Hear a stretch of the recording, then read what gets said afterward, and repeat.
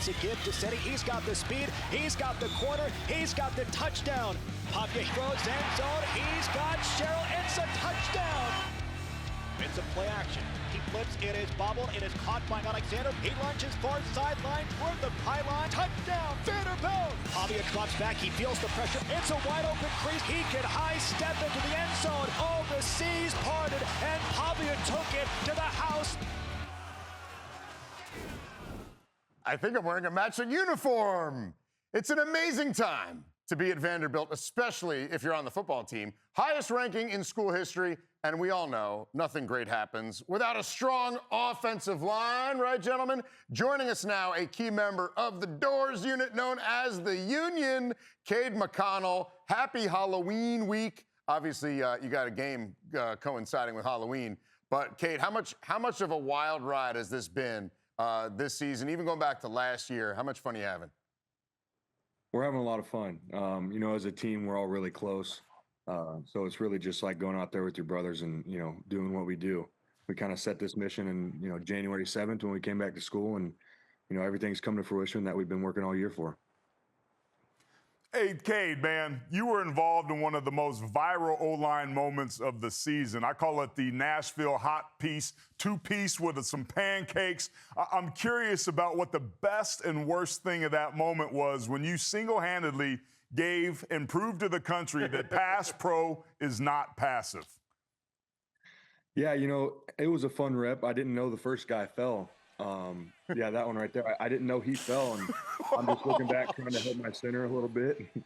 And we were in 2-minute offense there right before the half, trying to get some points on the board. So I kind of just got up, jogged up to the next play, and it blew up. I had to get rid of Twitter for a little bit just to go ahead and focus on Mizzou for that week. But no, it was a good time. Yeah, and I'm sorry about that because I'm partly or mostly responsible for it because I sent it to Cole Kubelik. As soon as I saw it, I'm like, you guys have to see it because the Joe Moore Awards, those are the things that we look for is the physicality, the effort, the finishing, and you guys have done that to a level that many haven't. How did that come year over year for you guys to go from where you were to, without question, being the most physical unit up front? Yeah, it's really a testament to our coaches. We have Coach K, Chris Klinakis, and Jeff Nady. They're two guys. Coach Nady played for Coach K at Nevada, and they are two guys that they preach toughness. We have a union standard, and it's to go out there and we go 1-0 every play. And if someone's in our way, we're going to take care of it. And Cade, you're protecting a quarterback in Diego Pavia that's last 4 games, he's got 11 touchdowns. This year has been fantastic. But off the field, can you tell people what this guy is like? Because he seems like almost the perfect teammate. Yeah, he really is. I think I said this last week for College Game Day. He is the ultimate teammate. He is respectful off the field. He knows every single person's name in the facility. He has a nickname for everybody. There's nobody too big and nobody too small for him. And that really that'll bring a team closer, and that'll bring a team to rally around a guy like Diego. And I think he's the best football player in the country, and, I'll stand by that forever. So, hey, you guys have played in some big games, and you got some bigger games to come. What's going to be the key for you all to handle that kind of success? Yeah, I think the big games, you're going to get them every week playing in the SEC, and, as you keep winning, each game gets bigger. November is obviously a very important month for football. I think for us, we just go 1-0 every day. We're going to wake up, watch some film, go to practice, and watch some more film, and that's really all you got to do. You go 1-0 every day, and Saturdays take care of themselves. What an awesome ride this has been so far. This is a selfish question for me, Cade. Have you ever been involved in a weather delay? And if so, what's the key as a player kind of to maintaining your edge without maybe exhausting yourself by the time it's over? Yeah, I love the outfit, by the way. But, Thank you. So last year, Georgia Tech in our bowl game, we played in Birmingham, and we had maybe an hour weather delay, and it was right after halftime. So we had 2 halftimes. The biggest thing for us was just kind of staying locked in, but they're fun. It's kind of like you're waiting to get back out there. You're getting a little bit mad at the operations people because they won't let you go back out. And no, but weather delays are fun and not at the same time. Now, I'm curious about what snacks are involved in those long weather delays because you got to fuel up. What's your go-to? I'm a Rice Krispie guy at halftime. I'll take one of those pregame and one of those at halftime. Maybe a little bit superstitious, but I'm a Rice Krispie guy, so. So simple carbs, right? You just got to get some fuel and keep it going, keep your energy up.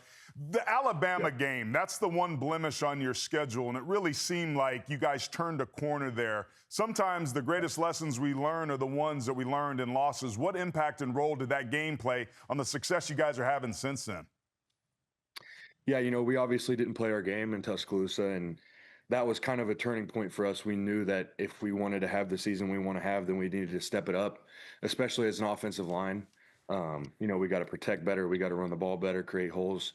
But as a team, it was like the greatest motivation we could have had, like you said, to go down there and play a really good Alabama team, and felt like we kept it close. It's not a moral victory, but it's almost like, okay, well, we can do this.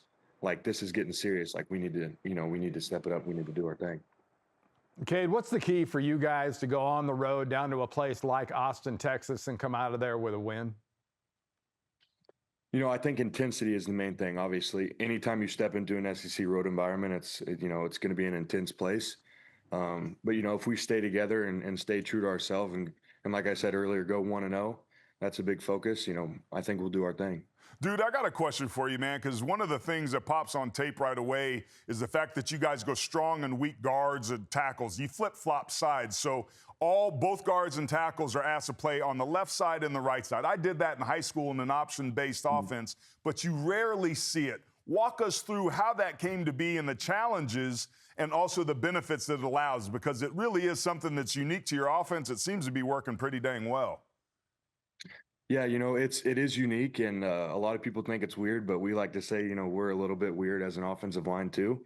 We're kind of just a put together group that loves each other a lot. But the flip and side stuff is, you really have to embrace it, and there's not really much downsides other than, you got to change your footwork, but that's, you got to be a football player at that point. It comes from our O-line coach. Coach K has been doing it forever, and we trust him. So, I'd go out there and play wide receiver if he wanted me to. So, I love it. I love it. So does Aaron. Yep. So do I. Hey, I want to ask you about what you're wearing, since we're putting a lot of attention on our own attire today.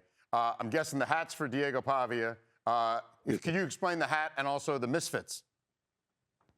Yeah, so Diego, after the Alabama game last year, said, Vandy were turned, and so that's kind of what he's embraced. Really, obviously, like I said earlier, I think I blocked for the best football player in college football. So any way I can support him with his stuff, I'm going to support him.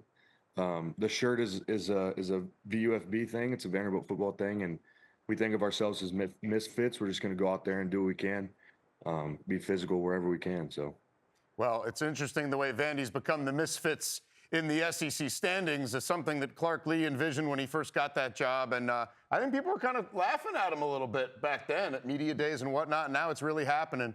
Cade, this was awesome. Thank you so much. And good luck against Texas on the road this week. Happy Halloween, too. Thank you, guys. Same to y'all.